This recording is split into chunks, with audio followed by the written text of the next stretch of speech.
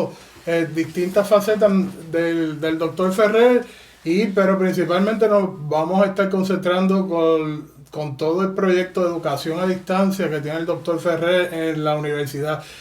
Doctor Ferrer, ¿nos pudiera hablar un poquito de ti, de cuál es tu trasfondo, qué estudiaste, en qué área estás especializado?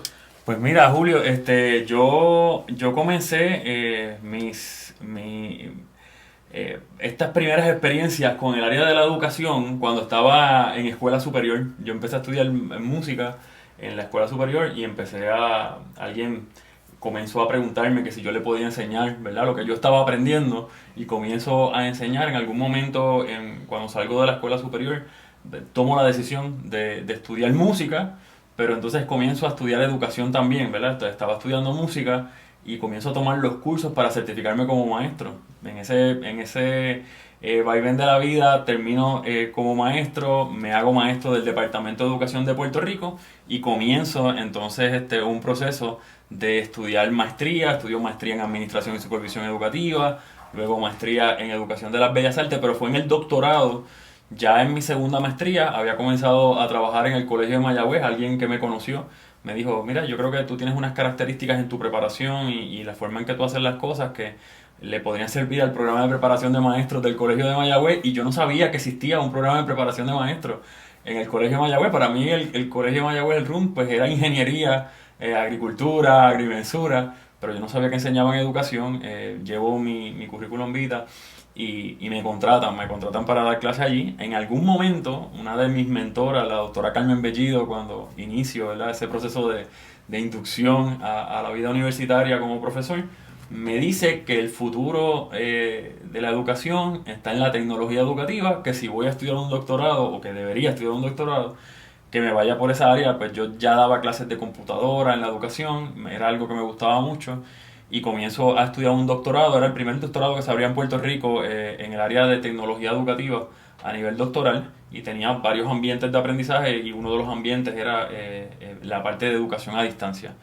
Y yo me fasciné por la educación a distancia, la tecnología educativa, y pienso que son herramientas que nos dan como superpoderes en la sala de clase, ¿verdad? Porque pues, la fuerza principal es nuestras experiencias y nuestro saber, ¿verdad? Nuestras destrezas, pero las herramientas tecnológicas potencian de una forma bien grande todo lo que hacemos en la sala de clase. Así que me apasiona muchísimo y por ahí pues me quedé en esa área, fui alejándome de las humanidades, de las bellas artes, y cada vez más me adentré en todo lo que tiene que ver con pedagogía, andragogía, neuroeducación y cómo afecta, ¿verdad?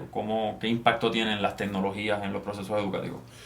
Eh, Te pregunto, ¿por qué es importante la educación a distancia en la Universidad de Puerto Rico? Pues mira, la Universidad de Puerto Rico posiblemente fue, de lo que hemos estudiado y los comités que se han creado a nivel de presidencia, fue de las últimas universidades, de las últimas instituciones educativas universitarias en Puerto Rico en entrar a la educación a distancia. Estamos como 30 años atrasados, ¿verdad?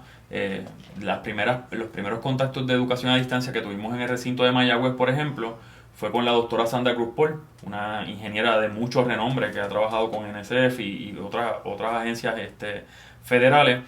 Y ella decía que en aquel momento, te estoy hablando del 2000, qué sé yo, 16, 2015, ella había dado clases a distancia hace 25 años en la institución donde había estudiado el doctorado. O sea, para que tengan una idea, los radioescuchas, de cuán atrás, ¿verdad?, está la entrada de la Universidad de Puerto Rico. Entonces, ahora, hoy día, de momento, en los últimos 10 años, pues hemos visto los censos, ¿verdad? Una de las cosas que tenemos grave en Puerto Rico es que tenemos por primera vez en la historia de Puerto Rico, ¿verdad? En ese censo, creo que no fue este ahora, sino el anterior, se notó un decrecimiento de la población. Cada vez tenemos menos personas en Puerto Rico, hay menos nacimientos. La causa no es solamente la inmigración, las causas, ¿verdad? Y tú las conoces muy bien y podemos hablar de eso más adelante, pero una de las causas también es un cambio de mentalidad de los roles del hombre, de los roles de la mujer, del desarrollo profesional de la mujer. Y cada día las parejas deciden tener menos hijos. El gobierno no, ¿verdad?, no ayuda a la idea de que tener hijos es fácil, ¿verdad? Tener hijos es complejo, es difícil mantenerlos, es costoso en la economía que tenemos, y las personas pues, cada vez más educadas. Es una cosa, ¿verdad?, media contradictoria. En todas las estadísticas en diferentes partes del mundo, entre mayor es la preparación académica de la población, menor es la cantidad de hijos que deciden tener por núcleo familiar. Eso es estadística. Puerto Rico, a pesar de las quejas que hay, ¿verdad?, de la sociedad, porque como estamos inmersos en una isla, tenemos esta mentalidad isleña, tendemos a pensar que la educación en Puerto Rico es mala, que es de baja calidad. Y cuando nos comparamos con otros países, ¿verdad?, con otros países que podrían estar socioculturalmente más o menos al mismo nivel, no, eso no es cierto. Tenemos una educación de bastante alta calidad. Eso lleva a que en la mayoría de la población la cultura es: tú sales de cuarto año de escuela superior y tienes que ir a la universidad. O sea, 9 de cada 10 estudiantes tienen eso en la mente, ¿verdad?, que tienen que ir a la universidad. Eso nos hace una población altamente preparada, pero entonces tenemos una población altamente educada que decide tener pocos hijos, ¿verdad? Y no solamente eso, entonces eso motiva la migración, porque si yo estoy altamente educado y Puerto Rico no me da las posibilidades de desarrollo, pues entonces voy a migrar, voy a buscar mejores posibilidades en otros sitios. Así que estamos, ¿verdad?, capacitando gente para que se vaya de Puerto Rico, y eso es una problemática. ¿Qué impacto tiene la educación a distancia? Pues que tenemos que allegar, ¿verdad?, esa población que está en la diáspora, esa población que está en otros países de Latinoamérica, que quizás no tienen la posibilidad de tener una preparación de la calidad que puede dar la UPR, pues entonces nosotros poder expandir nuestros servicios educativos, exportar, ¿verdad?, esa inteligencia que tenemos en el área de educación. Eso solamente se puede lograr a través de la educación a distancia. Hemos visto actos, ¿verdad?, intentos fallidos de visitar otros países y tratar de traer extranjeros acá, y la economía mundial pues no permite, ¿verdad?, que una persona de un país como México, Argentina, Venezuela, Chile se muda a una economía tipo americana en Puerto Rico, ¿verdad?, con los costos de la renta, con los costos de matrícula, y de momento decir: mira, pues voy a mudarme para Puerto Rico a estudiar un bachillerato, una maestría, un doctorado, ¿verdad? Ahora, si fuera a distancia, pues las posibilidades de adquirir esa educación, pues la parte del gasto se reduce. Así que hay unas posibilidades sumamente amplias de eso, y estamos compitiendo con instituciones privadas que no solamente están haciendo eso, sino que están mudando centros de apoyo a Miami y a otros países para poder expandir, ¿verdad?, ese alcance que tienen. No es para dar las clases allá, es para poder tener los centros de mercadeo, la orientación, para darle la educación desde acá.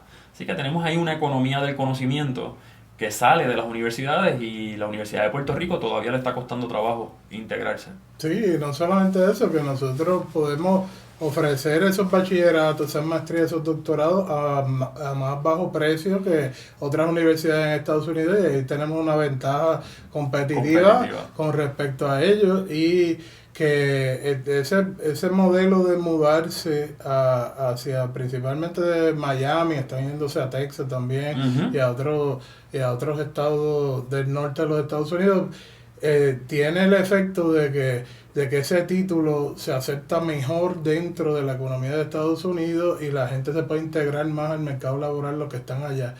Que es una ventaja que hemos visto también en esa dirección. Háblanos un poquito del trabajo que has hecho con respecto a los programas de educación a distancia dentro del recinto.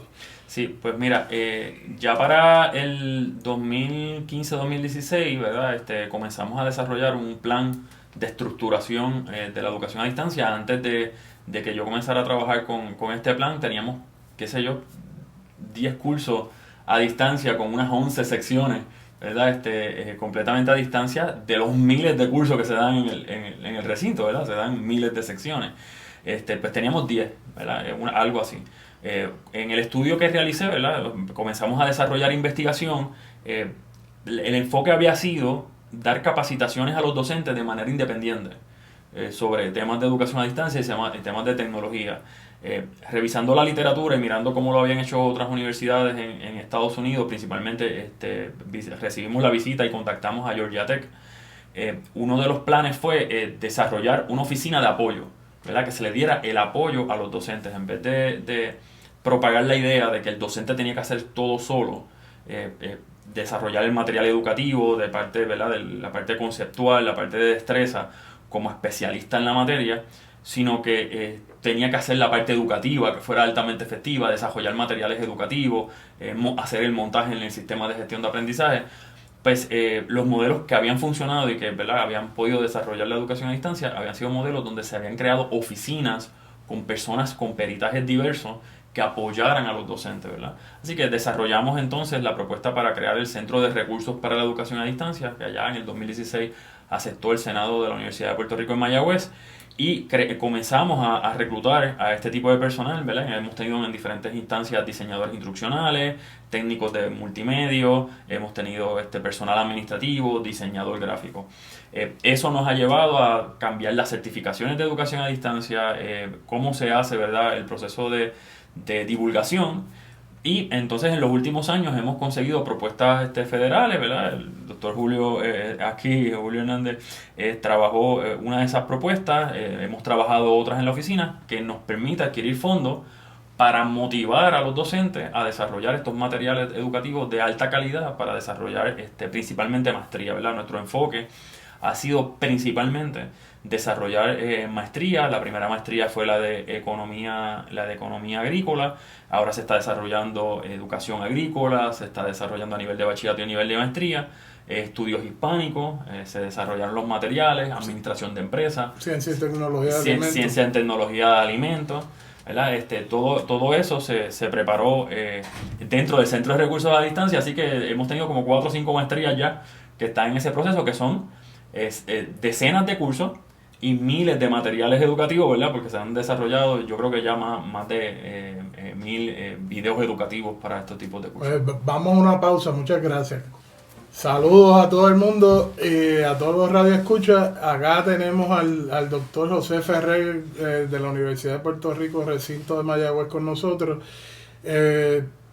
Por favor, doctor Ferrer, háblenos un poquito de la calidad de educación a distancia. Eso es una preocupación que tienen muchos profesores y tiene mucha gente fuera que ve la educación a distancia como de menor calidad. ¿Eso tiene que ser así? No, para nada, ¿verdad? Si comenzamos a hablar bien académicamente, ¿verdad? Hablamos de los estudios realizados.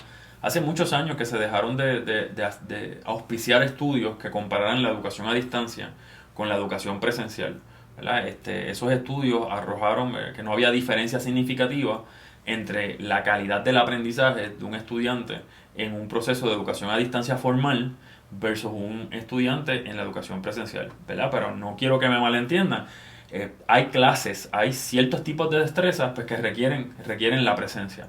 Estamos hablando de estudios donde las clases, típicamente en una sala de clase presencial, se puede dar con pupitre, 2 puertas y una pizarra, ¿verdad? Cuando hablamos de ese tipo de cursos que el docente está parado al frente hablando y no tenemos unos recursos que el estudiante necesite dominar, ¿verdad? Si estamos hablando de dominar impresoras 3D o un proceso de siembra específico, ¿verdad? Pues entonces necesitamos el llamado hands-on, necesitamos, ¿verdad?, a la persona allí.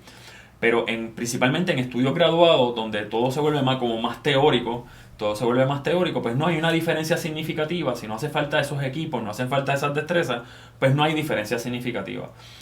A mí me parece a veces hasta irónico y a veces tengo choques, ¿verdad?, con la administración y los docentes, porque eso es pensar que la presencia tiene una fuerza mágica especial que no podemos explicar, que eso hace que los estudiantes aprendan más, pues es muy ilusorio, ¿verdad? Es muy ilusorio. Si lo que tenemos entre nosotros y el estudiante es el viento, el aire que respiramos y no hay ninguna otra cosa que influencie, pues hacerlo por videoconferencia o hacerlo con una grabación de manera sincrónica.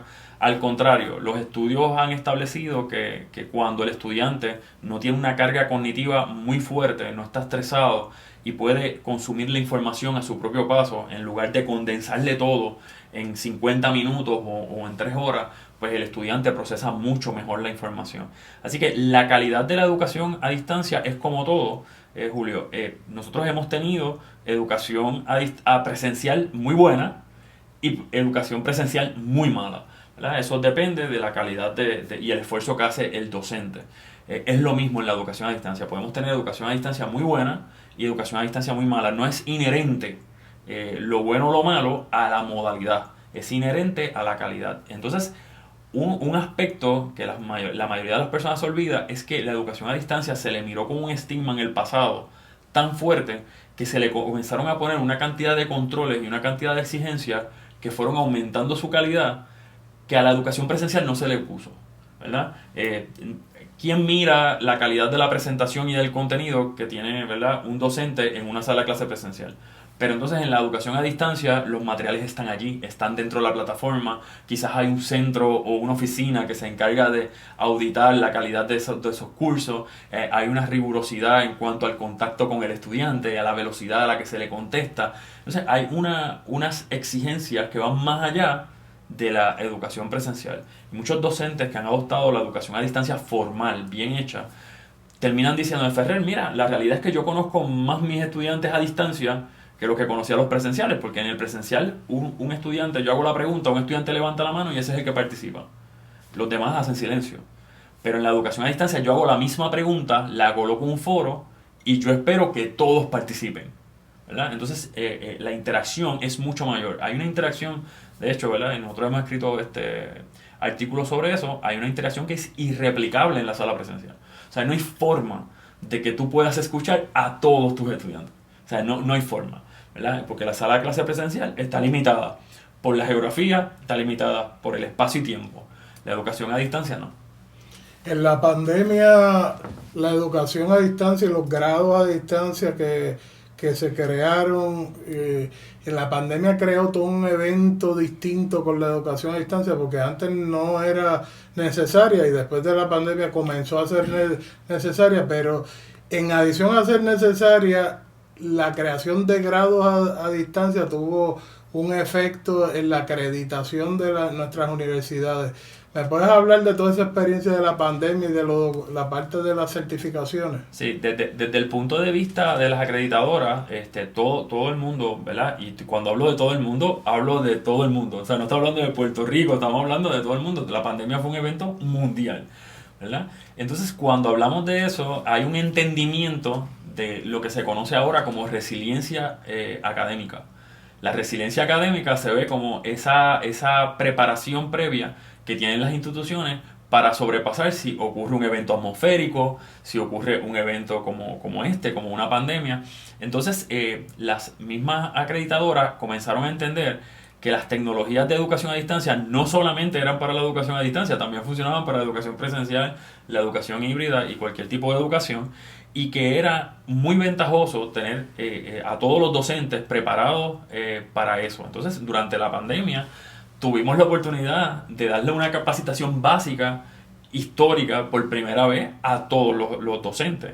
Eso pasó en todas las universidades públicas, privadas, en el Departamento de Educación de Puerto Rico, y eso pasó a nivel mundial. Así que tenemos la primera generación de docentes que han tenido algún tipo de contacto con educación a distancia, pero también tenemos la primera generación de estudiantes que tienen el dominio de manejar estas tecnologías de educación a distancia. Entonces queda de parte de las instituciones educativas de decir, ok, pues hay una cosa que regresa presencial pensando en la resiliencia, pero entonces yo tengo la oportunidad de agarrar a estos docentes que ya tienen esta preparación y vamos a formalizar, ¿verdad? No debemos confundir la educación a distancia de emergencia, la educación a distancia remota, ese fue el nombre que adoptamos en reuniones de facultad. Comenzamos a decir, oye, ¿cómo separamos la educación a distancia de remota, de emergencia, versus la educación a distancia formal? O sea, la mayoría de los docentes se quedaron en ese modo, en el modo de educación a distancia remota de emergencia, mientras estábamos haciendo esfuerzos de educación a distancia formal, ¿verdad? Y la idea es que las universidades comenzaron a capitalizar en eso. Ahora tenemos la competencia de que tenemos instituciones que nacieron a distancia o que comenzaron a cambiar toda su política completamente a distancia, y ese es su foco principal. Tenemos instituciones en Puerto Rico, universidades privadas, que su foco principal son los estudios graduados a distancia. ¿verdad? Entonces se vuelven competencia de la Universidad de Puerto Rico. Entonces eso nos va mermando la cantidad de personas que entran a nuestros grados si nos quedamos presencial. Así que la educación a distancia no solamente viene a atender una necesidad del pueblo, una necesidad de movilidad que no la hay por la economía, viene a ayudar a desarrollar grados a una velocidad mayor, porque entonces podemos hacer cambios de forma más rápida y adaptarnos a las tecnologías. Por ejemplo, ahora llegó desde noviembre del 2022 el boom de la inteligencia artificial, ¿verdad? Solamente hay una universidad en Puerto Rico, ¿verdad? Yo tengo el honor de llevar años como asesor de diferentes universidades fuera de la universidad, ¿verdad? En mi peritaje de educación trabajo como asesor y hay una universidad en Puerto Rico que tiene una maestría con un tema novedoso que tiene que ver con tecnología en el área de la psicología, ¿verdad? Cyber Psychology. Hay una universidad privada en Puerto Rico que tiene eso. Eso nació antes de la pandemia en un proceso, ¿verdad?, de desarrollo curricular. Esa misma facultad tuvo ¿verdad?, una resistencia porque ellos pensaban que eso no iba a llegar, ¿verdad? Ellos pensaban que igual que la educación a distancia no iba a tener el boom que tuvo con la pandemia, que se volvió una necesidad, que esto de la adicción a las tecnologías, la adicción a chats que te hablan como si fueran seres humanos, que eso no iba a llegar. Pero entonces llegó noviembre del 2022 y se dieron cuenta que sí, y este año nace un nuevo grado con una nueva especialidad. La pregunta es, ¿qué está haciendo la Universidad de Puerto Rico para generar grados que de verdad vayan a las competencias que se necesitan en el siglo XXI con esta llegada, ¿verdad?, de la inteligencia artificial? Así que la Universidad de Puerto Rico tiene que capitalizar en la educación a distancia. Quedarse en las estructuras anteriores pues va a traer una problemática, porque ya estamos viendo que tenemos que hacer más esfuerzos en las escuelas superiores para atraer estudiantes a la universidad. Tenemos que gastar más dinero en mercadeo, en promociones, etcétera. Y la Universidad de Puerto Rico pues ha tenido una carencia de eso, porque la Universidad de Puerto Rico no tiene una oficina de mercadeo, no tiene una oficina de promoción. Es complicado. La educación a distancia se vuelve mercadeo, Julio, también. Porque si yo le llevo educación a distancia de calidad a otras partes del mundo y a otras, la universidad se vuelve más reconocida. Claro, y tenemos 5 millones de puertorriqueños en Estados Unidos y como 40 millones de mexicanos y otros hispanos en los Estados Unidos que nosotros podemos atender y podemos darle servicios educativos y hacer ese outsourcing de recursos de aquí de Puerto Rico y vender esos servicios. O sea que lo que dice es totalmente cierto. Ahora, nos han mencionado de cosas que faltan, como esa oficina de mercadeo que no tenemos. ¿Qué falta en el proyecto de la Universidad de Puerto Rico para establecer, qué tú harías si tú tuvieras todo el presupuesto del mundo para establecer ese diseño de esas oficinas de apoyo, de hacer esa estructura que se necesita dentro de la universidad para apoyar la educación a distancia? Pues mira, una de las primeras cosas que yo haría es tener un plan interno. Necesitamos un plan de educación a distancia. En la posición en la que yo me encuentro, como director de la oficina de educación a distancia, nosotros lo que hacemos es darle apoyo a los docentes que llegan a nosotros o a las propuestas que llegan a nosotros para desarrollar estos grados que son completamente a distancia. Pero el recinto, de hecho, toda la universidad, el sistema universitario de la Universidad de Puerto Rico no tiene un plan estratégico de impulsar o cómo va a manejar, ¿verdad?, la educación a distancia. No hay un plan. Yo sí he preparado, ¿verdad?, documentos de planificación de lo que se debería hacer, ¿verdad?, y lo envío, por ejemplo, a nuestro decanato, que es el Decanato de Asuntos Académicos, pero se queda ahí y no tenemos un plan. Luego que desarrollemos un plan y que veamos la estructura, yo me concentraría en los estudios graduados, principalmente en certificaciones profesionales graduadas, ¿verdad?, es tomar parte de los grados de maestría y ofrecerlos como certificaciones. De hecho, el gobierno de Puerto Rico está impulsando eso a través del DIDEC. Nosotros acabamos de aprobar una propuesta para crear lo que se llaman Stackable Degrees y Short Credential, donde se le dé una certificación al estudiante sin haber terminado el bachillerato o sin haber terminado la maestría. La idea es que pueda entrar a la industria, genere ingresos, y eso también ayuda a que vuelvan a la universidad y que terminen el grado, ¿verdad? Porque si no tienen ingresos, terminar el grado es muy complicado. Entonces, eso es algo que necesitamos. Necesitamos una política interna que también compense adecuadamente a los docentes a los que se le promueve dar esta educación a distancia, porque crear materiales educativos de calidad para la educación a distancia típicamente da más trabajo, requiere más esfuerzo, ¿verdad? Así que una de las cosas que yo haría también, y que lo he recomendado a la administración, es que creemos un decanato de educación a distancia, posiblemente un decanato de educación continua de educación a distancia. Una recomendación bien viable es que el decanato de educación a distancia sea el que tenga una oficina de educación continua, ¿verdad? En el caso, para los que conocen el vocabulario de nuestras universidades, yo crearía un decanato de educación a distancia, y dentro del decanato de educación a distancia no solamente se administraría lo que es la educación a distancia con crédito y los grados académicos, sino que se administraría la educación continua.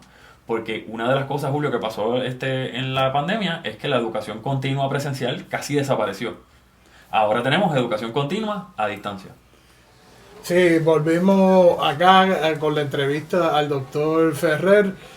Doctor Ferrer, ¿nos puede comentar un poquito de sus libros también? Porque sabemos, usted publica, pero es una cosa increíble. Acá tenemos aquí que nos hizo el obsequio de su libro que se llama Evaluación del aprendizaje en la era de inteligencia artificial. Por favor, explícanos un poquito de eso. Pues mira, tú sabes que mis publicaciones básicamente son producto del aprendizaje que uno tiene en el proceso de trabajo. En algún momento comencé a ser un poquito como que más estructurado. Yo digo, si estoy escribiendo para orientar a los docentes, para ayudar a los compañeros, ¿verdad?, a dominar ciertas destrezas, yo digo, oye, déjame hacerlo de una manera estructurada, de manera que después, ¿verdad?, los docentes académicos tenemos que hacer publicaciones para nuestros ascensos, publicaciones para la divulgación de la información. Y en algún momento adopté la idea de que escribir libros de manera digital, pero también en un lenguaje que las personas puedan entender, que no sea estos papers académicos que escribimos para las revistas arbitradas, que son altamente complejos, con estadística, con gráficos. Yo dije, vamos a escribir algo más coloquial, algo que la gente entienda, y comencé a escribir, ¿verdad? Este último libro, esto es uno de mis últimos libros. En algún momento la Administración Central de la Universidad de Puerto Rico me dice, Ferrer, pasó esto con la inteligencia artificial. Yo no lo había pensado desde el punto de vista académico, Julio. Yo estaba inmiscuido en la inteligencia artificial desde el 2017, pero era por una pasión personal y porque me gustan las tecnologías, y yo quiero sacarle el jugo a las tecnologías porque me ayuda a hacer mejor mi trabajo, a hacerlo más rápido y más eficiente.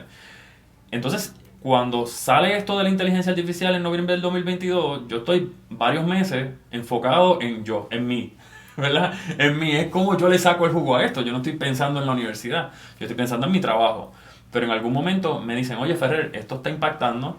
Llegué al Centro de Recursos para la Educación a Distancia, le dije a todos los compañeros, vamos a detener los trabajos y vamos a ver hasta dónde llega esto, vamos a ver qué podemos producir con la inteligencia artificial.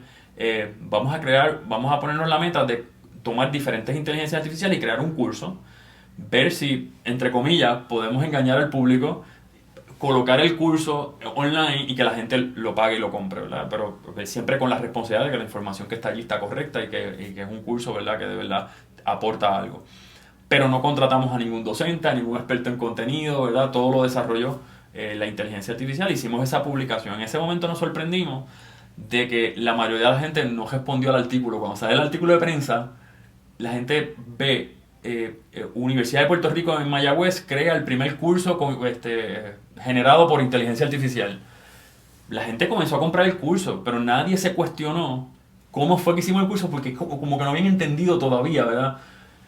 Ya para enero o febrero del 2023, Administración Central me llama y me dice, oye, y el ingeniero Víctor Díaz, el CEO de la Universidad de Puerto Rico, del área de tecnología, me dice, Ferrer, hay muchas preguntas de cómo vamos a manejar en la Universidad de Puerto Rico, vamos a manejar la inteligencia artificial. Y dimos una charla, ¿verdad? Comenzamos a dar una charla, pues, para dar estos tipos de conferencias, pues uno se tiene que preparar, buscar información. Y yo comencé a recopilar una cantidad de información. Después de esa charla y ese seminario, yo comencé a dar varios seminarios en varios lugares. Y empezamos a trabajar con varios temas, pero la preocupación inicial, Julio, era la ética. Era cómo vamos a evaluar a los estudiantes ahora que todo el mundo tiene acceso a esta inteligencia artificial que es gratuita, es de código abierto, Cualquiera puede agarrar un API de OpenAI, del modelo GPT y crear su propia aplicación y generar ingresos, ¿verdad? De manera gratuita. Ha sido una revolución, ¿verdad? Pues entonces yo comienzo a acumular una serie de recomendaciones que le estaba haciendo a los docentes. Mira, deberías cambiar tu metodología, tienes que cambiar la metodología con que evalúa, la evaluación tiene que ser una evaluación auténtica y contextuada. Por ejemplo, en agricultura tú no tienes inconveniente con eso, porque la agricultura es algo que se practica, es algo que está ahí, pero la matemática, ¿verdad? La estadística, que es todo teórico. Entonces tú le haces una pregunta al estudiante que esperas un ensayo, y el estudiante se lo administra a una inteligencia artificial y el ensayo sale perfecto, ¿verdad? Si usa los prompts, ¿verdad? La ingeniería de prompts adecuada, sale sumamente correcto y de hecho el artículo va a ser de valor. Entonces, ¿por qué tú vas a castigar al estudiante si está produciendo con una herramienta, está produciendo algo de valor? ¿Verdad? Para eso están las herramientas. Entonces comienza a haber un conjunto de valoraciones morales, valoraciones éticas. Comenzamos a tener discusiones legales sobre si yo utilizo una tecnología de inteligencia artificial para producir algo, eso que produje es mío o es de la inteligencia artificial, yo puedo adquirir propiedad. Pero entonces con el tiempo empezaron a aparecer hasta situaciones legales, ¿verdad? Y hay jurisprudencia que establece que usted no le puede adjudicar creatividad y propiedad intelectual a una máquina, ¿verdad? Eso es un derecho reservado de los seres humanos. Por lo tanto, tú puedes escribir un paper, un journal completo usando inteligencia artificial y nadie podría adjudicar que no es tuyo si lo hiciste tú a través de la inteligencia artificial, porque tú utilizaste una herramienta como utilizas Microsoft Word. Tú no escribes un documento en Microsoft Word y le das parte de la publicación de la acreditación de la publicación a Microsoft, ¿verdad? Tú no haces eso. Así que son instancias. Entonces comienzo a escribir sobre el tema y cuando tengo un volumen de recomendaciones suficientes, yo digo, pues mira, déjame publicarlo como un libro. Es lo que he hecho con todos mis libros anteriores, son básicamente preocupaciones genuinas. Yo siempre veo la escritura como algo que resuelve un problema, ¿verdad? A diferencia de la escritura creativa, la escritura de no ficción académica es basado en un problema. Las personas tienen un problema o tienen una situación, ¿cómo se lo resuelvo, verdad? Y en este caso, pues este libro de evaluación del aprendizaje en la era de la inteligencia artificial no solamente es para docentes, sino para administradores, ¿verdad? En la universidad deberías tener un código de honor, deberías tener una política de uso de la inteligencia artificial, cómo es ético utilizarla, cómo es no ético utilizarla. Aquí hay recomendaciones de que tienes que dar orientación a los estudiantes. Tú no le puedes decir a los estudiantes no uses eso sin decirle por qué, ¿verdad? Ya son estudiantes adultos, son casi profesionales, y tú decirle no me gusta que uses eso porque sí, ¿verdad? Y tienes que tener una idea bien clara de por qué no lo vas a usar, ¿verdad? ¿Por qué no lo vas a utilizar? Entonces, por ejemplo, en el área de agricultura, tú lo vas a explicar ahora que no puedes utilizar inteligencia artificial para el quehacer agrícola. Pues mira, eso es ridículo. Ya estamos viendo máquinas con inteligencia artificial que caminan entre medio de un sembradío, miran con cámaras, miran las frutas, por los colores y la forma determinan si todavía están crudas o están ya bien hechas, están maduras, y seleccionan las que van a coger y las echan en una canasta y las llevan completamente automatizado. O sea, eso ya lo estamos viendo. Y eso pues va a traer, ¿verdad? Yo no digo que no va a haber dolor en el cambio de paradigma, de los cambios de trabajo, los que van a desaparecer y los que van a nacer, pero no tenemos en la historia de la humanidad un momento donde la tecnología haya creado menos plazas de empleo. Siempre las nuevas tecnologías crean estadísticamente más plazas de empleo. La pregunta es dónde van a estar los empleos y qué destrezas se necesitan para esos nuevos empleos y cuáles van a desaparecer, ¿verdad? Entonces, este tipo de publicación es un poco sobre eso, sobre filosofía, sobre cómo manejar eso en la sala de clases, pero cómo manejarlo en la institución. Pero también tiene partes bien técnicas, por ejemplo, de cómo desarrollar reactivos para pruebas de alto nivel de pensamiento, que a nosotros los docentes nos da mucho trabajo, ¿verdad? Crear preguntas para un examen de cierto y falso, escoge selección múltiple o selección simple, pero de alto nivel, que sean tipo G válida. ¿Por qué no hacemos eso en la sala de clases? Porque da trabajo. Eso da trabajo, ¿verdad? Eso se unen equipos de trabajo para crear las reglas, se unen equipos de trabajo de especialistas, con especialistas en currículo, con especialistas en educación y especialistas en el área de contenido, para desarrollar estas preguntas elaboradas, complejas, y eso da trabajo. Pero ahora con sistemas de inteligencia artificial y con los prompts, la ingeniería de prompt adecuados, ChatGPT puede generar eso, de la calidad de una reválida, ¿verdad? Puede generar las preguntas complejas que sean de aplicación, pero un examen de selección simple.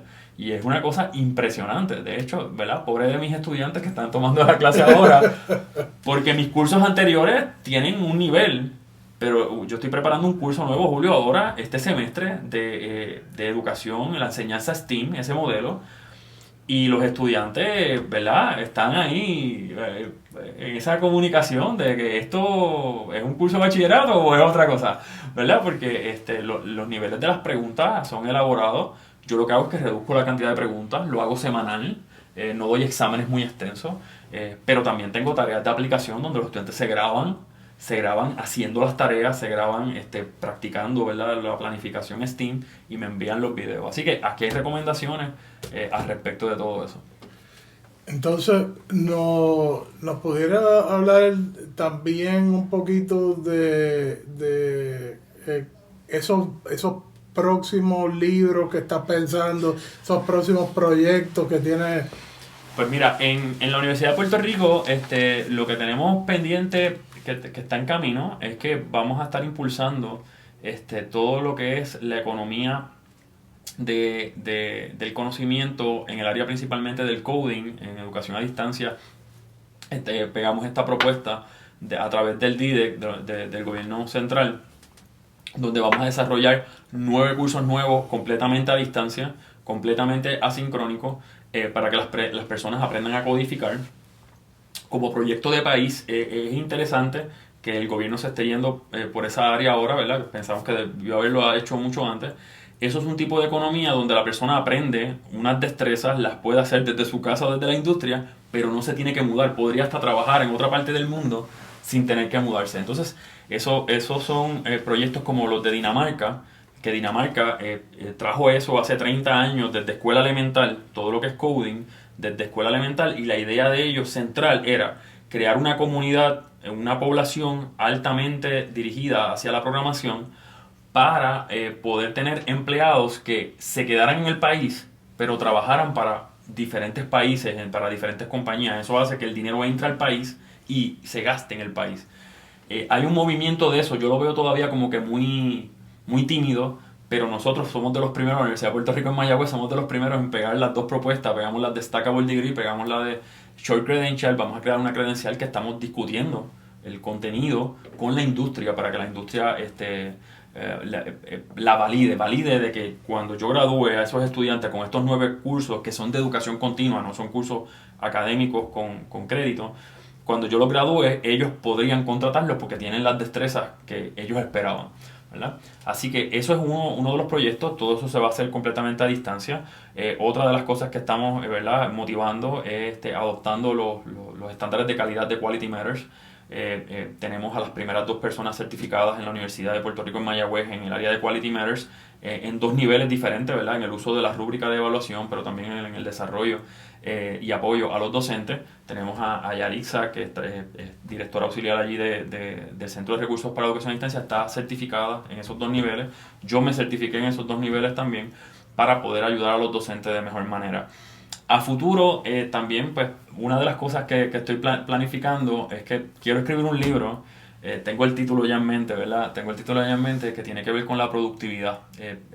Va a ser un libro, yo pienso que es una mezcla de filosofía con motivación hacia la productividad. Yo no quiero que las personas piensen que en una sociedad todos tenemos que ser altamente productivos, ¿verdad? Esa no es la idea. Las inteligencias artificiales y otras tecnologías deberían lograr que nosotros seamos productivos y que tengamos una vida balanceada con otras cosas, ¿verdad? Con el ocio, con el despejarnos, con el pasar tiempo con la familia. O sea, las tecnologías no es solamente para producir cada vez más y usar el 100% de mi tiempo para producir. Debería permitir producir en menos tiempo para yo poder tener tiempo para otras cosas. Entonces yo estoy pensando, ¿verdad? Ya tengo parte del libro escrito, ¿verdad? Estoy pensando que se llame, todavía no estoy seguro, pero que se llame productividad, pero con la palabra product separado de actividad, como que aludiendo a que es la acción de producir, pero agarrando la palabra producto. Una de las problemáticas que tenemos en la sociedad es que la gente está trabajando, pero no sabe para qué está produciendo. O sea, ¿cuál es el producto? O sea, de tu trabajo, ¿cuál es el producto? Para una persona que trabaja en el área agrícola es bien fácil de ver. Para una persona que trabaja en la música, mi producto es mi música, que trabaja en la pintura, mi música. Pero para otras profesiones van a hacer su tarea todos los días y dicen, oye, ¿qué es lo que yo produzco? ¿Verdad? Entonces se quedan estancados y después se quejan, mira, pero yo no gano lo suficiente o no, yo quiero emprender, quiero hacer otras cosas. Así que por ese lado se seguiría y la idea sería entonces que utilicen este tipo de tecnologías para eso. Pues, en esta parte de adoptar esta nueva tecnología, ya estamos acabando con el programa. Eh, Nosotros tenemos que en la Universidad de Puerto Rico empezar a repensarnos y empezar todos esos procesos de adopción de nuevas tecnologías. Y como la aportación grandísima que está haciendo el doctor Ferrer aquí, no solamente en la Universidad de Puerto Rico, en muchas instituciones, es ayudarnos con esa adopción. Así que te doy las gracias, ¿verdad?, por parte de los docentes con toda la contribución que has hecho. Y te agradecemos muchísimo que hayas estado aquí en este programa La PRUM contigo. Los invitamos para la próxima semana para que vuelvan acá con nosotros y estaremos con otros profesores de la universidad y le agradecemos muchísimo a los radioescuchas. Muchas gracias a ti, doctor Julio Hernández, por esta invitación, por la invitación de la PRUM y siempre, ¿verdad?, estamos en esa búsqueda de colaborar con todos los colegas para facilitarles la vida y a la misma vez buscar la mayor efectividad en nuestro proceso educativo por nuestra razón de ser, que son los estudiantes. Muchas gracias a los radioescuchas.